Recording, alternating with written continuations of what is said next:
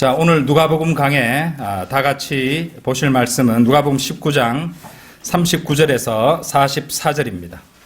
누가복음 19장 39절에서 44절. 누가복음 19장 39절에서 44절까지 제가 받들어 읽겠습니다.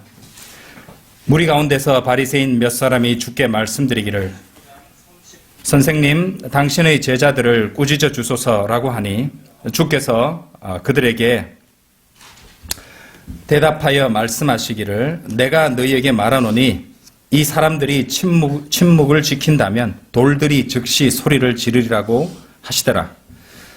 주께서 가까이 오시어 그 도성을 보고 울며 말씀하시기를 적어도 이 너의 날에 너만이라도 너의 화평에 속한 일들을 알았더라면 좋았으련만 그러나 이제는 그것들이 너의 눈에서 감추어졌느니라.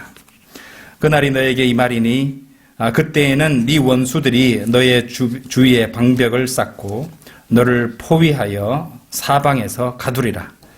또 그들은 너를 땅에 내어 치리니 네 안에 있는 네 자식들까지라.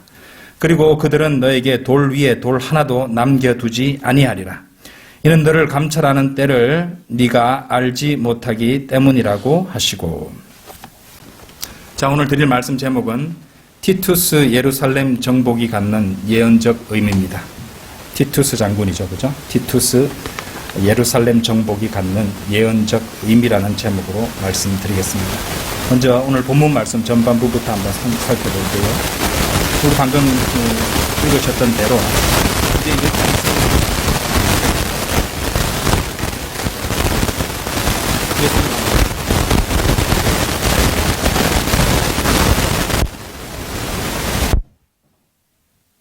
문제가 발생하고 있으면 말씀해 주시기 바랍니다. 예. 자, 다시 할게요. 바리새인들이 이제 예수님을 찾아와서 이제 제자들이 이제 예수님을 갖다 구약에서 약속되었던 그런 약속된 메시아 왕, 그런 약속된 왕으로 공개적으로 선포하는 것을 이제 못하게 그만두게 하라고 그렇게 이제 반대하고 나서는 대목입니다. 그런데 이제 39절에서 그렇게 바리새인 몇 사람이 선생님 당신의 제자들을 꾸짖어 주소서 이렇게 말하는 것에 대해서 예수님께서 그들 말을 들어주실 리가 없죠. 예, 역시 주님께서는 그들에게 그들이 원하는 대로 그래 니네들이 맞아. 그 왕국은 문자적인 왕국이 아니라 내 제자들이 오해하고 너무도 그럴 때 열성을 부려서 그랬던 것이니 이 문제 내가 처리할게. 이러면서 제자들을 보고 관두라고 그렇게 절대 말씀하시지 않았습니다. 정반대로 주님께서 하시는 말씀을 보십시오. 내가 너희에게 말하노니 이 사람들이 침묵을 지킨다면 돌들이 즉시 소리를 지르리라. 이렇게 말씀을 하신다는 것입니다. 이 사람들이 입을 닫는다면 침묵을 지킨다면 돌들이 소리를 낼 것이라고 엄청난 말씀을 하시는 것입니다. 자, 이 돌들에 대해서도 우리가 잠시 생각을 하고 가야 될 필요가 있습니다. 왜냐하면 여기에도 엄청난 어떤 영적 진리가 담겨 있거든요. 자, 우리가 앞에서 공부하셨던 누가복음 3장 8절 한번 가보십시오. 누가복음 3장 8절에 보시면은 누가복음 3장 8절에 그러므로 너희는 회개에 합당한 열매들을 맺고 아브라함이 우리의 조상이라고 너희 속으로 말하려 하지 말라. 내가 너에게 말하노니 하나님께서는 이 돌들로도 아브라함의 자손이 되게 하실 수 있느니라. 여기도 돌들이란 말이 나오죠. 이 돌들로도 아브라함의 자손이 되게 하실 수 있다. 돌들로도 아브라함의 자손이 되게 할 수 있다. 돌들로도 사람을 만들 수 있다는 말이잖아요. 그러니까 무기물에서 유기물이 나오는 것을 말하는 기본적으로. 그리고 이것이 뭔지 아십니까? 진화론자들이 주장하는 것이에요. 다윈이 주장했던 것이죠. 무기물에서 유기물이 나오는 것. 그죠?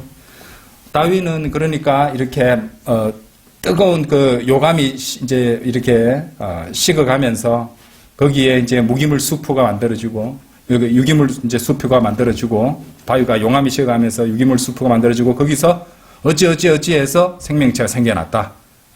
번개도 약간 쳐주고 뭐 이런 식으로 프랑켄슈타인하고 똑같은 거잖아요. 그죠? 프랑켄슈타인도 시체에다가 전기를 통하니까 막 이제 사람으로 막 몸이 움직이고 하는 그런 것으로 막 여러 가지를 이제 그 이론을 만들어 가지고 가설을 세워서 그렇게 주장하는데요.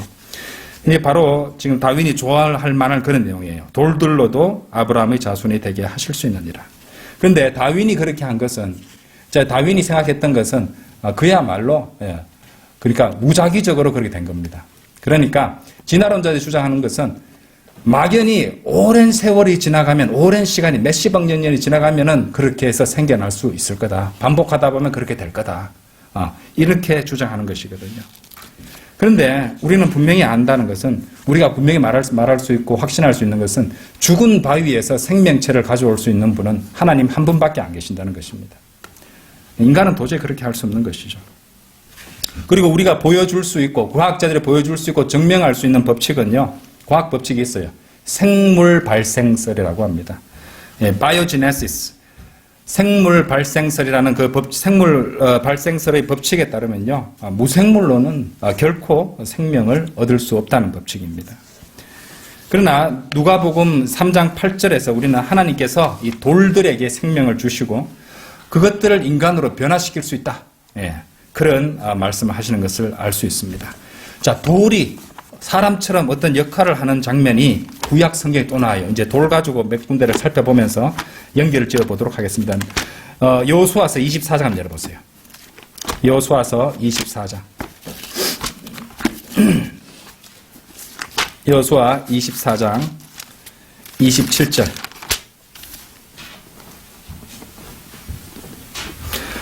여호수아가 온 백성에게 말하기를, 보라, 이 돌이 우리에게 증거가 되리니, 이제 증거인데, 이제 증인, 이렇게도 했어요. 그 영어 단어는요. 증거도 되고 증인될 수 있는데, 이 돌이 우리에게 증인이 되리니, 더 됩니다. 어찌 보면 영어로 본다면요. 증거가 되리니, 이는 주께서 우리에게 하신 모든 말씀을 돌이 들었습니다. 그렇게 따지면 증인이라고 보는 게 더 나을 수도 있겠죠. 그죠? 돌이 들었다고 말하잖아요. 그러므로 너희가 너희 하나님을 부인하지 못하도록 이 돌이 너희에게 증거가 되리라, 증인이 되리라, 위트니스가 되리라, 그렇게 말씀을 하고 계십니다. 그렇죠? 근데 이 앞절을 한번 보세요. 27절 앞절 26절을 보시면 여호수아가 이 모든 말씀을 하나님의 율법책에 기록하고 큰 돌을 취하여 거기 주의 성소 옆에 있는 상수리 나무 아래에다 세우더라. 돌을 세웠다는 말입니다. 그래서 이스라엘 자손들에게 이제 여호수아가 하는 말은, 이 돌이 옆에 딱 세워놨으니까 하나님께서 그들에게 하신 말씀을 다 들었다고 이제 증인으로서 서 있게 된다, 이 말입니다.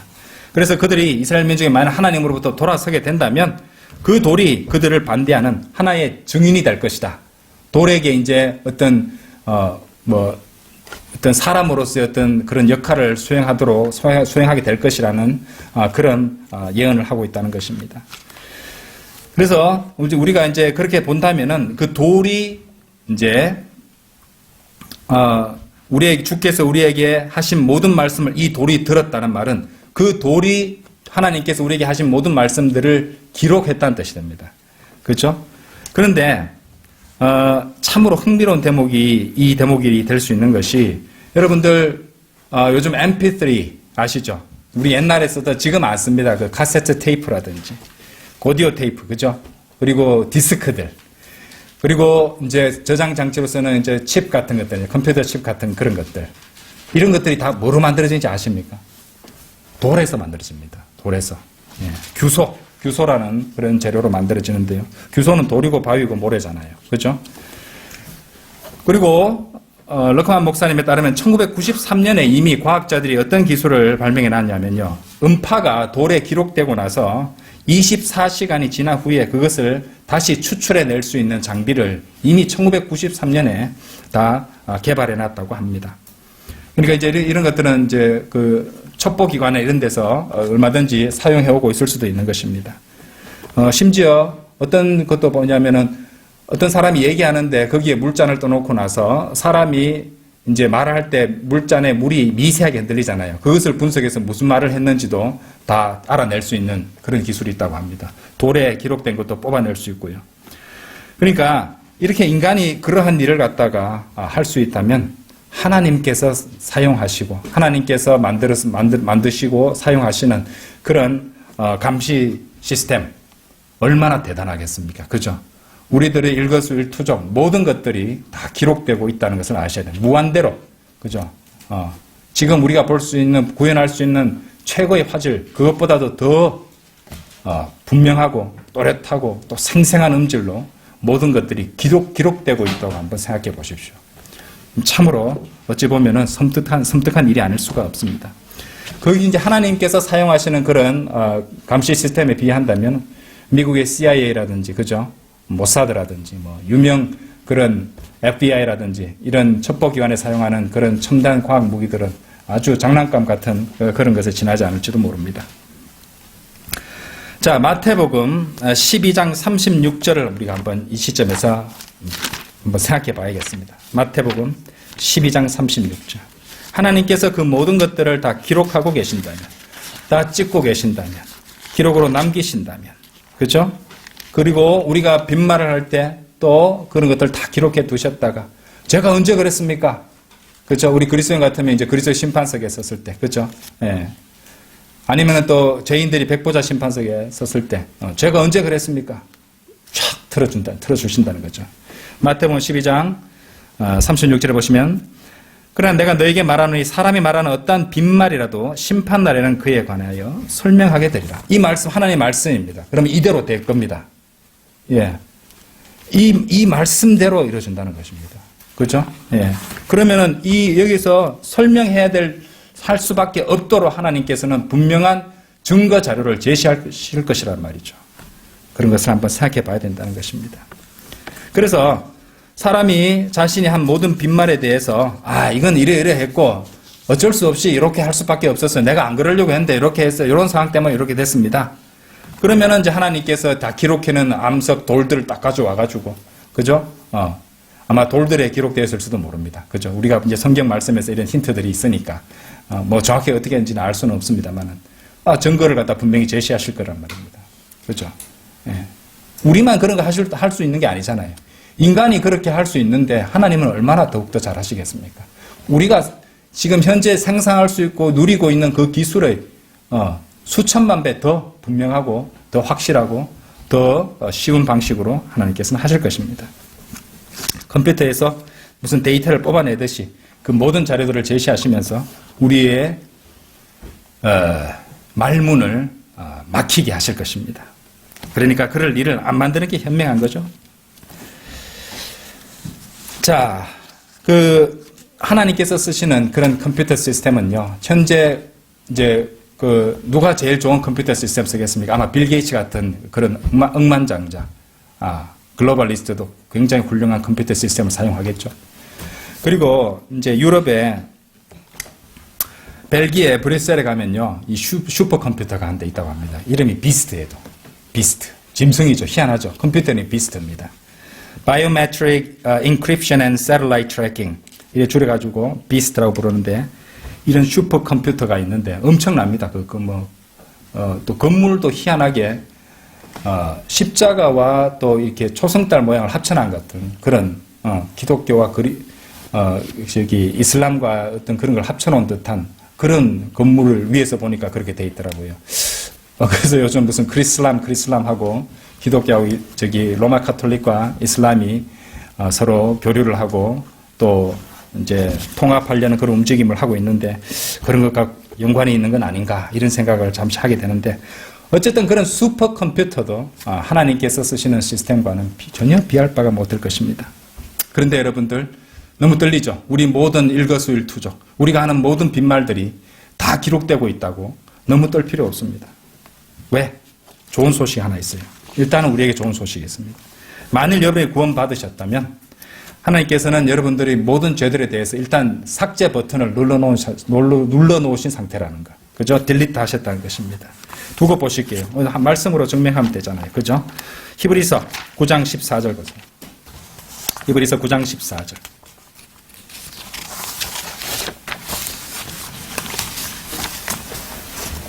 아직 죄가 있는 것 같아. 13절부터 볼게요. 황소와 염소의 피와 암송아지의 제도, 불결한 제들에게 뿌려 그 육체를 정결케 함으로써 거룩하게 한다면 하물며 14절 보세요. 영원하신 성령을 통하여 흠없는 자신을 하나님께 드린 그리스도의 피가 어찌 죽은 행실에서 너희 양심을 정결케 하십니다. 양심을 정결케 하십니다. 살아계신 하나님을 섬기게 하지 못하겠느냐. 자, 히브리서 1장으로 가보세요. 1장 3절. 그는 하나님의 영광의 광채시며 그분의 인격의 정확한 형상이시고 그의 능력의 말씀으로 만물을 붙들고 계시며 친히 뭐라고요? 우리의 죄들을 정결케 하시고 삭제하셨다는 것. 높은 곳에 계신 위엄 있는 분의 오른편에 앉으셨으니. 그렇죠? 무엇이든지 우리 주 예수 그리스도의 보혈을 신뢰하고 구원받았다면, 그분의 보혈 안에 있다면, 그분의 피 아래에 있다면 모든 것이 깨끗하게 지워지는 것입니다. 요한 1서 1장 7절 보십시오. 그러나 그분이 빛 가운데 계신 것 같이 우리도 빛 가운데 행하면 우리가 서로 간에 교제가 있게 되고 그의 아들 뭐라고요? 예수 그리스도의 피가 우리를 모든 죄에서 깨끗하게 하시느니라. 자, 우리 그리스도인들은요, 구원받았을 때 이제 지옥으로부터 영원히 구원받은 것입니다. 그런데 아직 몸이 구속을 받지 못했기 때문에 사는 동안 원치 않아도 크고 작은 죄에 연루되거나 지을 수가 있는 것입니다. 그런데 우리는 이게 이 조세 중에 우리가 그 예수 그리스도의 보혈에 의지해서 주님께 자백하면은 그분의 보혈이 우리의 모든 죄를 정결케 해 주신다는 것입니다. 자백하면은. 그러면 이제 그분과의 이제 죄라는 것을 예수 그리스도의 보혈을 적용해서 제거했기 때문에 하나님은 이제 죄를 용납하실 수 없으니, 그죠? 그분의 보혈을 보시고 우리와 교제가 일시적으로 소원해졌다가 다시 회복해 주신다는 그런 뜻입니다. 그리스도인도 죄를 지을 수 있습니다. 그렇죠? 하지만 그 죄는 일시적인 정죄에 이르는 것이지 영원한 정죄에 이르는 것은 아니에요. 그죠? 우리 그리스도인들의 구원은 영원히 보장됩니다. 그렇다고 구원파들이 주장하는 것처럼 무슨 짓을 해도 괜찮아. 무슨 짓을 해도 이제 하늘나라 가니까, 지옥 안 가니까 괜찮아. 그게 아니죠. 이 그리스도인이 구원받아서 지옥 가지는 않는다 할지라도 크고 작은 죄를 짓게 되면은, 보셨잖아요. 주님께서 위탁하신 복음을 가지고 아무것도 안 하고 또 죄만 짓고 한다면은 가진 것마다 뺏겨버립니다. 뭘 뺏기느냐? 유업을 다 뺏긴다는 거죠. 간증도 빼앗기게 되죠. 주님과의 교제도 무너지게 되는 것이고. 도저히 안 되겠다 싶으시면은 하나님께서 이제 본향으로 가는 고속 열차에 태우셔서 곧바로 본향으로 가게도 하실 수 있다는 것입니다. 그러니까 그런 점을 오해하지 마시고 잘 아셔야 됩니다. 다시 누가복음으로, 거기 누가복음 오늘 본문 말씀 후반부 41절부터 44절, 제가 다시 빨리 한번 읽어볼게요. 주께서 가까이 오시고 그 도성을 보고 울며 말씀하시기를, 적어도 이 너의 날에 너만이라도 너의 화평에 속한 일들을 알았더라면 좋았으련만. 그러나 이제는 그것들이 너의 눈에서 감추어졌느니라. 그날에 너에게 이 말이니 그때에는 네 원수들이 너의 주위에 방벽을 쌓고 너를 포위하여 사방에서 가두리라. 또 그들은 너를 땅에 내어 치리니 네 안에 있는 네 자식들까지라. 그리고 그들은 너에게 돌 위에 돌 하나도 남겨두지 아니하리라. 이는 너를 감찰하는 때를 네가 알지 못하기 때문이라고 하시고. 자, 요 부분은 우리가 누가복음 13장 34절에서 35절에서 예수 그리스도께서 하셨던 그 말씀과 연결해서 한번 봐야 될 것 같습니다. 자, 아까 보셨던 그 말씀, 누가복음 19장 말씀과 비교해서 누가복음 13장 한번 가보시죠. 우리 한번 공부하셨던 말씀입니다. 13장 34절, 35절. 자, 우리가 저번에 보셨던 말씀이죠. 오 예루살렘아 예루살렘아 선지자들을 죽이며 너에게 보낸 사람들을 돌로 치는 자야. 마치 암탉이 자기 병아리들을 날개 아래 함께 모으듯이 네가 얼마나 자주 네 자녀들을 모으려고 하였더냐. 그러나 너희가 원치 아니하였도다. 보라 너희 집이 황폐하여 버림받으리라. 진실로 내가 너희에게 말하노니 너희가 주의 이름으로 오시는 이는 복이 있도다라고 말할 때가 오기까지 나를 보지 못하리라고 하시더라. 자, 그래서 예수님이 여기서 울고 계셨던 이유가 있습니다. 무슨 일이냐? 왜? 어떤 아주 끔찍한 일이 닥쳐오고 있다는 걸 아셨기 때문에 예수님은 우셨던 것입니다. 연민 때문에 우셨던 것이죠. 왜? 로마인들이 와서 그 도시를, 예루살렘을 파괴할 것이기 때문이었어요.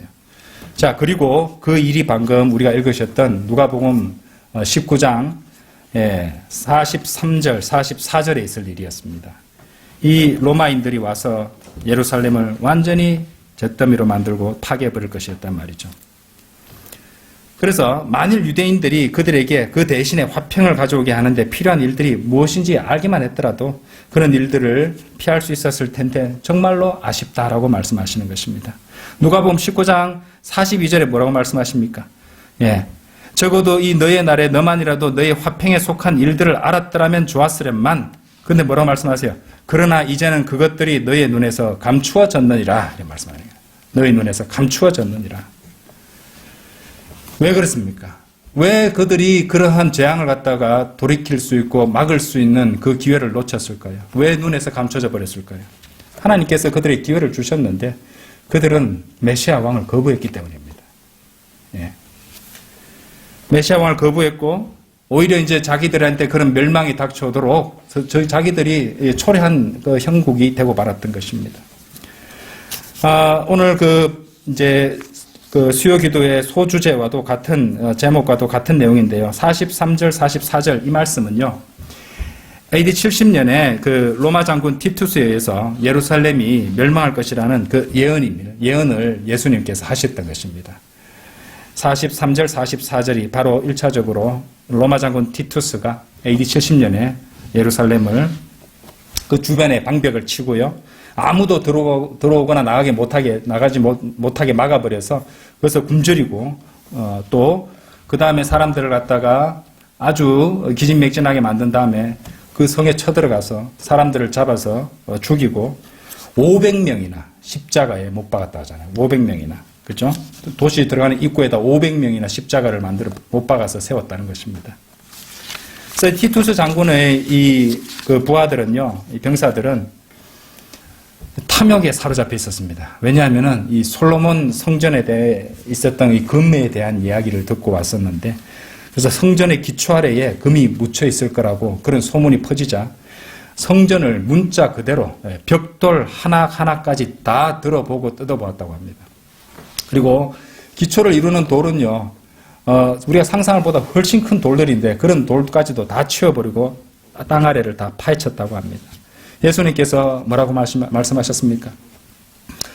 그러니까 돌 위에 돌 하나도 남지 않고 무너지리라는 그런 말씀, 예수 그리스도의 말씀이 문자 그대로 성취되었던 것이죠.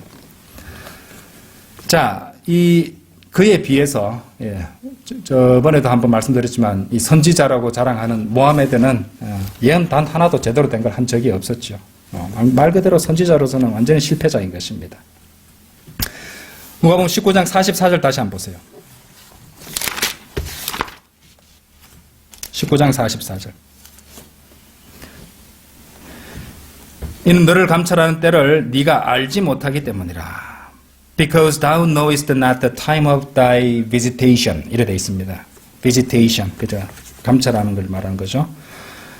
자, 그것은 바로 하나님께서 진노와 심판으로 그들을 찾아오시고 또 감찰하시는 때입니다. 그런데 하나님께서는 아까도 말씀드렸지만 그 심판과 하나님의 진노로부터 피할 수 있는 길까지도 방법까지도 그들의 눈에서 감춰버리셨죠. 42절 그것들이 너희의 눈에서 감추어졌느니라. 왜? 그분의 아들을 거절했기 때문에 그런 것입니다.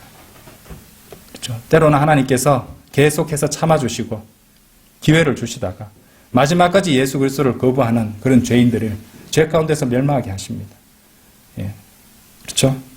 그들은 자기들한테 아무 일이 일어나지 않는다고 편안하게 또 아무 걱정 없이 이 세상에서 떵떵거리고 살아가지만 한순간에 멸망으로 떨어지고 만다는 것입니다. 하나님께서 주신 그 구원의 유일한 길이신 예수 그리스도 그분의 아들을 거절하면 그렇게 되는 것이 한 민족도 한 개인도 마찬가지입니다. 그리고 육신으로 오신 분이 하나님의 말씀이 육신으로 오신 분이 예수 그리스도시잖아요. 하나님의 말씀을 끝까지 거절하는 사람도 끝이 그렇게 됩니다. 무섭죠? 그렇잖아요. 말씀에 대한 그 사람의 태도나 반응이 그 사람의 보상이든 그 사람의 장래를 결정짓는 것입니다. 예루살렘은요, 3번 파괴됩니다. 그리고 처음에 2번은요, 장차 일어날 이 3번째 파괴를 보여주는 그림이 됩니다. 예루살렘이 처음으로 파괴되었던 데는 BC 586년 느부갓네살 왕에 의해서 파괴되었었죠. 그리고 지금 오늘 보셨던 누가복음 그 19장에 나오듯이 AD 70년에 로마의 티투스 장군에 의해서 2번째로 파괴되었습니다. 그리고 마지막 세 번째 예루살렘의 파괴는 장차 대환란 끝에 이 적그리스도에 의해서 세 번째로 파괴되게 될 것입니다. 스가랴서 14장 열어보시죠.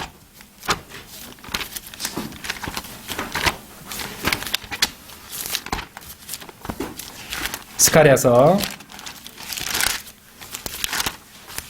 14장 2절.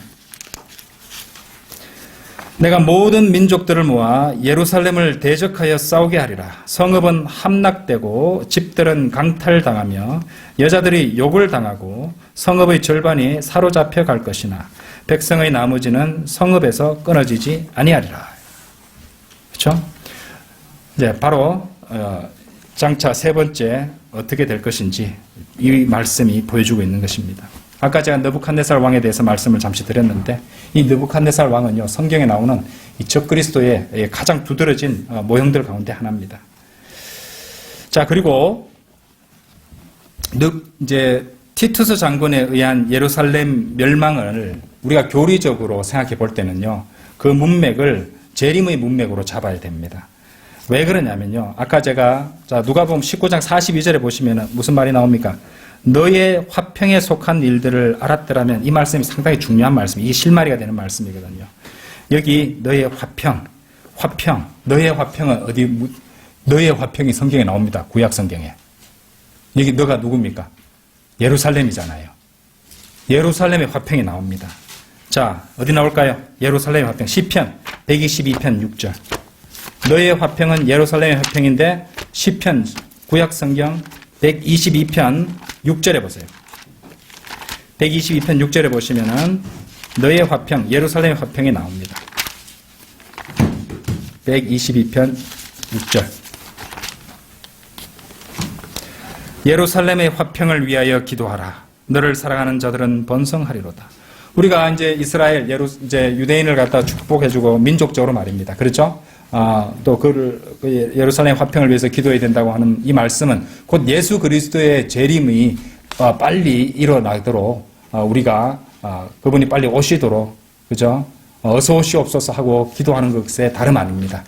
왜냐하면은 예루살렘의 화평이 오려면요 화평의 왕께서 오셔야 됩니다. 예수 그리스도께서 오셔야만 예루살렘의 화평이 찾아오기 때문이죠. 바로 여기서 우리는 누가복음 아까 19장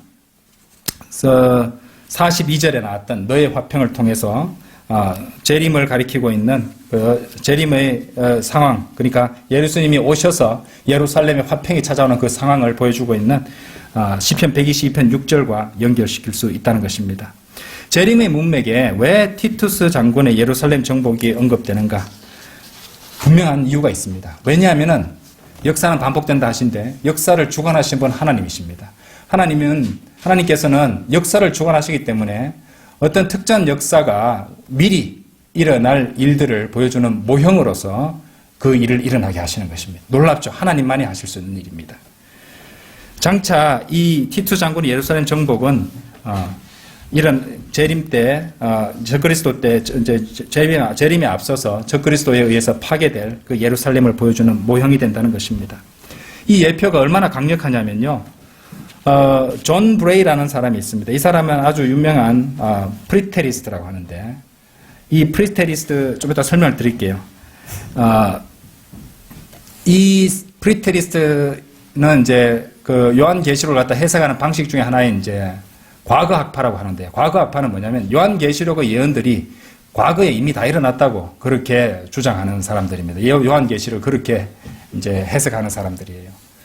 그래서 이 사람은 이 티투스 장군에 의해서 예루살렘이 파괴되는 것이 거기 요한계시록에 나오는 그런 일들과 너무도 일치하는 부분이 많기 때문에 과거에 다 일어나는 것이다. AD 70년에 이미 거기 요한계시록 상황이 다 이루어졌다.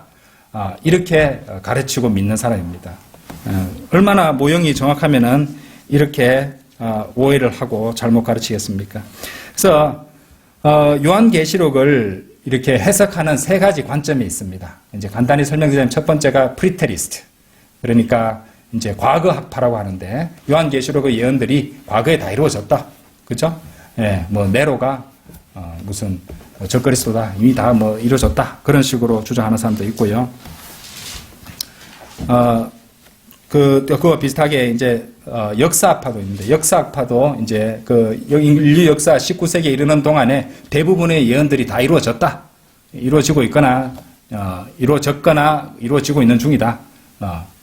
거의 다 이루어졌다. 뭐 이런 식으로 가르치는 게 또 역사학파입니다. 이 역사학파들은 이제 후천년주의자에 가깝죠. 예. 과거학파들은 이제 무천년주의자들이 가깝고요.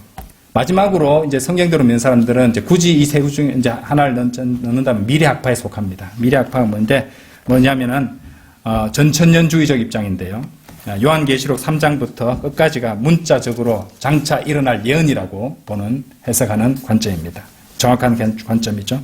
그리고 특히 이제 요한계시록 6장부터 19장까지의 내용이 이 다니엘의 70제 주에 일어날 일들이라고 이렇게 보는 관점입니다. 너무 신학적인 얘기고 좀 복잡한 얘기니까 나중에 거기 러크만 주석서나 이런 데 보시면은 그 설명이 자세히 나와 있으니까 한번 읽어보시면 됩니다. 어쨌든 존 브레이 같은 이런 요한계시록의 과거학파는 티투스의 예루살렘 정복이 너무도 강력한 예표로서 장차 일어날 일들을 보여주고 있기에 실제로 그리스도의 이제 재림에 관한 모든 예언들이 AD 70년에 예루살렘 명당할 때 모두 이루어진 것으로 다 만들어버리고 그렇게 해석하고 그렇게 주장했다고 합니다. 그런데 그 사람이 그렇게 가르친 것은 완전히 틀린 것입니다. 스가랴서를 조금만 읽어봐도 되거든요. 자, 아까 스가랴서 우리 14장 한번 보셨잖아요. 다시 한번 가보시죠.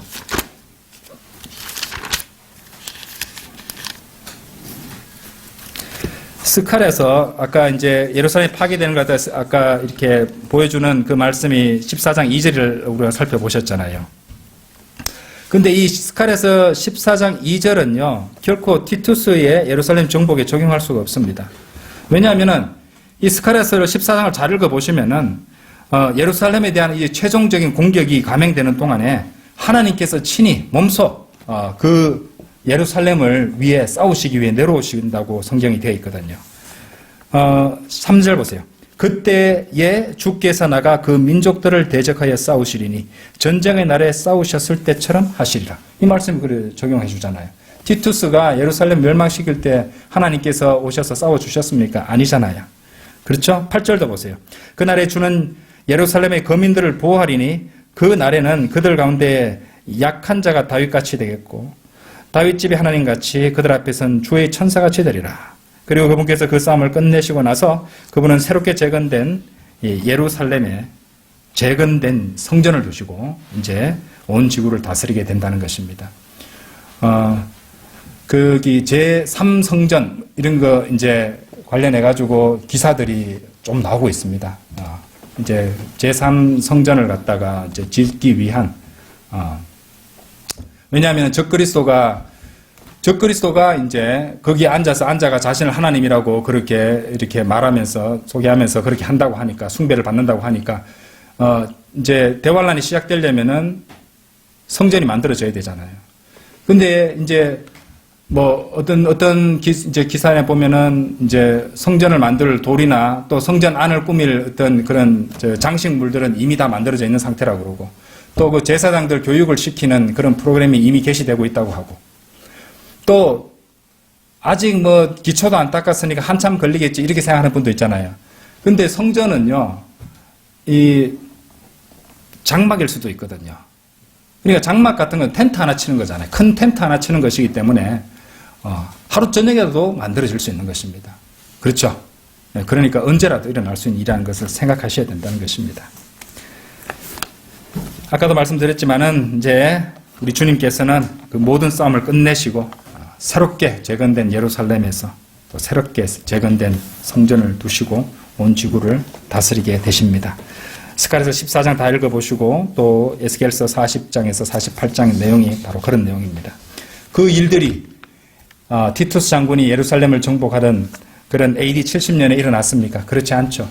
그러니까 이제 요한계시록을 해석하는 관점인 과거학파 그리고 역사학파 이 두 가지는 완전히 틀린 관점이고 미래학파가 전천년주의적 관점이고 이제 장차 요한계시록 내용들이 이루어질 그런 예언들이라는 걸 문자적으로 이루어질 것이라는 것을 우리가 이해하고 있어야 된다는 것입니다. 자, 그런 일들이 티투 장군의 AD 70년에도 일어나지 않았고 AD 100년에도 일어나지 않았고 2000년 사이에도 그 이후 2000년 될 때까지도 전혀 아직 이루어지지 않았던 것입니다. 그러니까 우리는 그 일이 곧 일어날 것이라는 것을 우리가 알고 우리 마음가짐을 새롭게 해서 살아가야 된다는 것입니다. 자, 우리 예수 그리스도께서 돌아오실 때 얼마나 통쾌하겠습니까? 한번 생각해 보십시오. 이 세상에서 온갖 악한 일과 더러운 일들을 자행하는 권력자들, 부자들, 글로벌리스트들, 온갖 악한 자들, 진절머리가 나잖아요. 그 모든 자들을, 그리고 반성경적인 일들, 하나님을 진노케 하는 자들, 그런 모든 일들, 또 그런 일을 자행하는 자들을 모두 처리하실 것입니다. 더 이상 참아주시지 않는다는 것이죠. 지금 하나님께서는 지금까지도 인내하고 계십니다. 구원받지 않은 죄인들이 구원받도록, 그리고 주님께 순종하고 헌신하지 않은 성도들이 바로 잡히도록 지금 기다리고 계십니다. 지금도 인내하고 계십니다. 늦었다고 생각할 때가 가장 이르다고 하는 말이 있잖아요. 구원받지 않은 죄인은 지금 오늘 구원받아야 됩니다. 이제 곧 주님께서 오시기 때문입니다. 그렇죠? 그리고 또 이런저런 죄들로 주님과의 교제가 소원해졌다면 지금 우리 주 예수 그리스도의 보혈에 의지해서 하나님께 자백하고 또 새롭게 교제를 회복하고 또 주님께서 인도하시는 삶을 살아가야 되겠습니다. 여러분, 그날 기다리고 계시죠? 그날 얼마나 통쾌할지 한번 생각해 보십시오. 주님께 맡겨드리고 하나님 말씀에 순종하며 사는 것입니다. 다 같이 기도드리겠습니다.